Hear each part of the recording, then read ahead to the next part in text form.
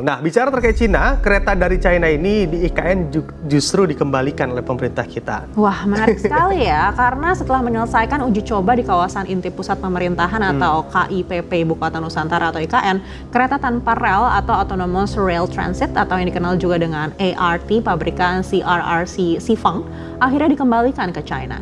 Tito Karnavian menyatakan Jakarta masih ibu kota Republik Indonesia dan IKN belum berstatus ibu kota karena Presiden Prabowo belum menandatangani kepres pemindahan.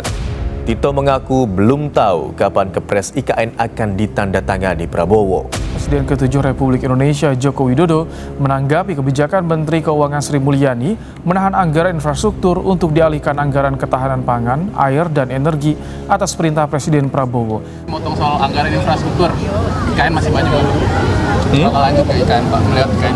Kan sudah statement tidak sekali dua kali Presiden Prabowo bahwa justru pembangunan di IKN akan dipercepat. Coba dilihat. Ya.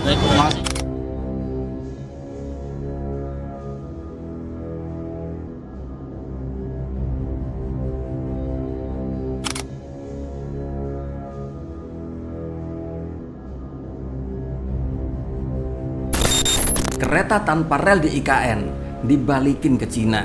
Ada indikasi kuat IKN akan mangkrak di era Prabowo. Assalamualaikum warahmatullahi wabarakatuh. Halo Sobat RJ, kembali ke channel kesayangan Rakyat Jelata. Channel yang selalu mengupas drama-drama politik tanah air yang makin hari makin membagongkan. Siapa di sini yang masih ingat dengan kereta otonomi tanpa rel yang dipuja-puji Pak Jokowi waktu di IKN? Dulu, kereta ini dielu-elukan sebagai solusi transportasi masa depan. Tapi fakta saat ini, kereta ini pun akhirnya balik kandang ke Cina. Bukan karena kangen sama negeri asalnya, tapi karena dianggap nggak cocok di IKN. Lucunya, pas kereta ini baru datang, Pak Jokowi pun bilang IKN cocok banget buat tram otonom ini. Bahkan kota-kota besar seperti Surabaya, Makassar, Medan, dan Bandung juga disebut cocok pakai teknologi kereta ini. Alasannya karena ramah lingkungan dan murah. Biayanya cuma 70 miliar per unit. Di sini dianggap jauh lebih hemat dibanding MRT ataupun LRT. Tapi sayang seribu sayang, hasil evaluasi bilang kereta ini belum bisa berfungsi dengan baik. Jadi ya, bye-bye dulu ya tram otonom. IKN dari proyek mercusuar ke proyek yang mangkrak. Drama kereta tanpa rel ini cuma puncak gunung es dari masalah besar di IKN. Proyek sebesar 466 triliun rupiah ini sekarang makin gak jelas seluntrungannya. Dulu dibilang semua ekosistem siap, tapi nyatanya ASN saja malas pindah ke sana. Di sini alasannya sederhana. IKN ini seperti halnya rumah tanpa isi. Infrastruktur belum jadi, fasilitas pendukung minim. Dan ya, siapa sih yang mau pindah kalau hidup malah akan jadi lebih susah? Bila kita amati sedari awal, proyek ini memang penuh masalah. Mulai dari perampasan tanah warga, ganti rugi yang tidak sesuai, bahkan sampai penerbitan hak pakai untuk warga hanya 10 tahun, tapi untuk para investor bisa sampai 2 abad lamanya. Ya jelas dengan status hak pakai ini kan berbeda pengertiannya dengan hak milik. Warga termasuk saya yang punya lahan di sini yang sebenarnya itu milik kami kuasai, tapi ternyata oleh negara hanya dipinjam pakaikan, dan pinjam pakai itu hanya 10 tahun. Bayangkan kalau kita bandingkan dengan HGU yang Jokowi berikan kepada investor itu sampai hampir 2 abad. Sementara kami warga masyarakat yang asli di sini hanya dikasih waktu 10 tahun hak pakai. Setelah itu nggak tahu. Bisa jadi diambil percuma oleh pemerintah dengan dasar bahwa ini akan digunakan oleh pemerintah.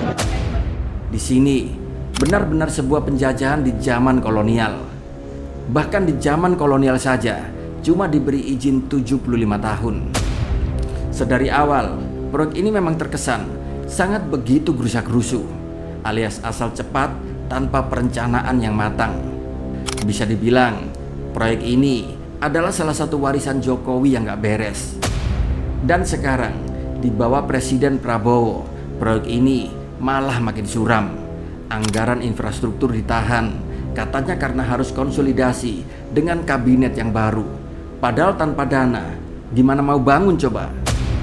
Menteri PU Dodi Hanggodo bilang cuma 4% anggaran yang bisa dipakai buat proyek baru. Sisanya nunggu arahan dari Pak Presiden. Dan saat ini banyak masyarakat yang pesimis karena disinyalir proyek ini nggak bakalan menjadi prioritas di era Presiden Prabowo.